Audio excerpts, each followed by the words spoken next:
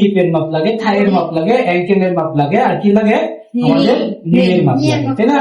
প্রথমে আমরা কোমরের মাপটা নিব। কোমরটা হলো যে আমাদের বডির সবচেয়ে সরু অংশ, যেটা পেটের দিকে, এটা কি আমাদের কোমর।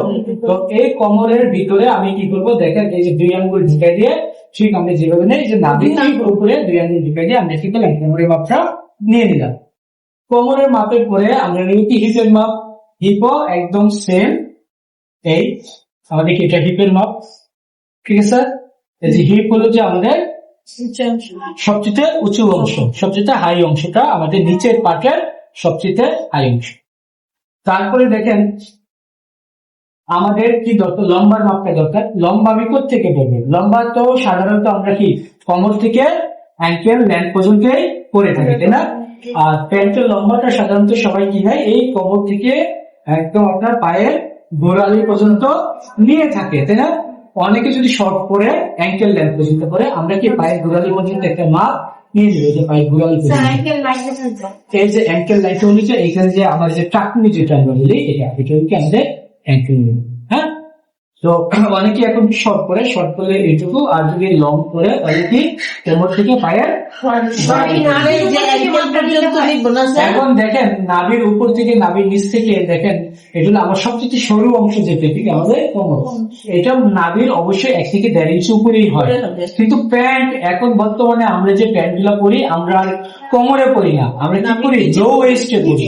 লো ওয়েস্টে পরি। এটা হলো তো আপনার কাস্টমারের উপরে ডিপেন্ড করবে, আপনার কাস্টমার কোথায় চায়, সে নাভিতে পড়বে না নাভির উপরে যেটা কোমর ওইখানে পড়বে, নাকি নাভির নিচে পড়বে। ঠিক যেখানে করতে চায় ওইখানে মেজারমেন্টই আপনাকে নিতে হবে। স্যার যদি শর্ট বলে তখন এই অ্যাঙ্কেল পর্যন্ত নিব, আর যদি লং বলে একদম আপনার পায়ের একদম নিচের গোড়ালি পর্যন্ত আমরা কি লং নিয়ে নিব। তারপর দেখেন আমাদের থাইয়ের মাপ, এই যে এটা কি আমাদের থাই, তাই না? এই একটা থাই, এই একটা থাই। থাইয়ের মাপটা আমরা কি করবো, এইভাবে মাপটা নিব। এবং যতটুকু আপনার লুজ দরকার, যতটুকু লুজ দরকার গ্রাহকের চাহিদা অনুযায়ী আপনার যতটুকু লুজ দরকার ওইটুকু পরিমাণ আপনি কি থাইয়ের মাপ। সাধারণত বলতে কথা নাই, আমার থাইয়ের মাপ আর হলো যে ফ্যাট, তার থাইয়ের মাপ কি কখনো এক হবে? এক হবে না। এটা সাধারণত বলতে কোনো কথা নেই। থাইয়ের মাপ অবশ্যই কি থাই থেকে নিবেন, এটা সাধারণত বলতে কোনো কথা নেই। থাইয়ের মাপ অবশ্যই কি থাই থেকে নিবেন, আর এটা কি 1.5 থেকে 2 ইঞ্চি পরিমাণ এটাকে কি করবেন, লুজ দিবেন।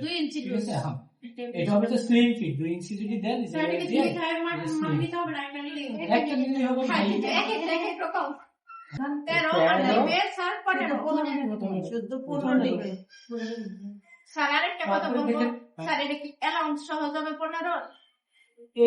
এটা কি আমাদের এটা যদি 15 হয়, এটা নিশ্চয়ই 17 হবে না। নি কি হবে, আরেকটু কম হবে। তাহলে এই যে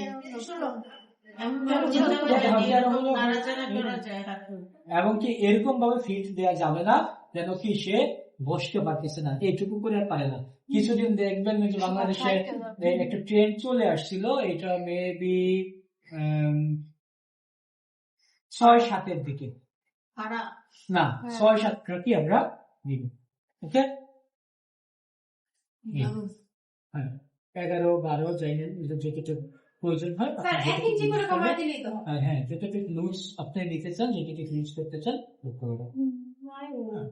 আর হলো আরেকটা মেজারমেন্ট আছে আমাদের, এই সকল মেজারমেন্টের পরে আমাদের এটা হলো হাইয়ের মাপ। হাইয়ের মাপটা হলো দেখেন সামনে আমাদের কোমর ধরে নেই আমরা, এটা আমরা কোমরকে সিলেকশন করছি, ঠিক আছে? এটা আমার কোমর, এই কোমরে আমরা সামনে ধরবো, আর পিছনে ঠিক এই কোমরে এই লেন্থ অনুযায়ী যেটা আছে আমাদের একদম রাউন্ড অনুযায়ী, ঠিক একইভাবে কি আমরা এটা ধরবো।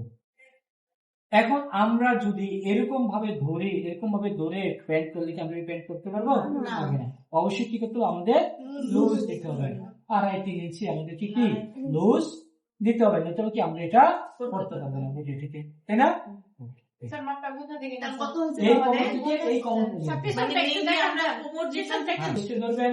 হাই ওয়েস্ট করেন, হাই ওয়েস্ট ধরবেন। হ্যাঁ, আর যদি মিডল ওয়েস্ট ধরে মিডল ওয়েস্ট ধরে।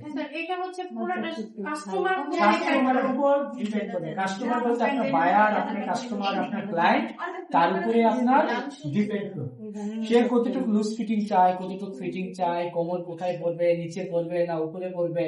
হ্যাঁ কাস্টমারের ডিমান্ড। হ্যাঁ, এখন আমার কোমর তো এখানে, আমি কি প্যান্ট এখানে পরছি? না, এখন আমাকে যদি এইখানে প্যান্ট করে দিয়ে বানাইলে আপনার আমি তো কি নাভি করবো? নিচেই পড়ে। হ্যাঁ, অবশ্যই নাভি নিচে। এখন আমাকে যদি এইখানে দেয়, কারণ আমি এটা চাইলেও নাভির উপরে করতে পারবো না, কারণ আমার হাইট Height কিন্তু আছে তো। হাইট কিন্তু আমার এখান থেকে দূরেই করা, আমার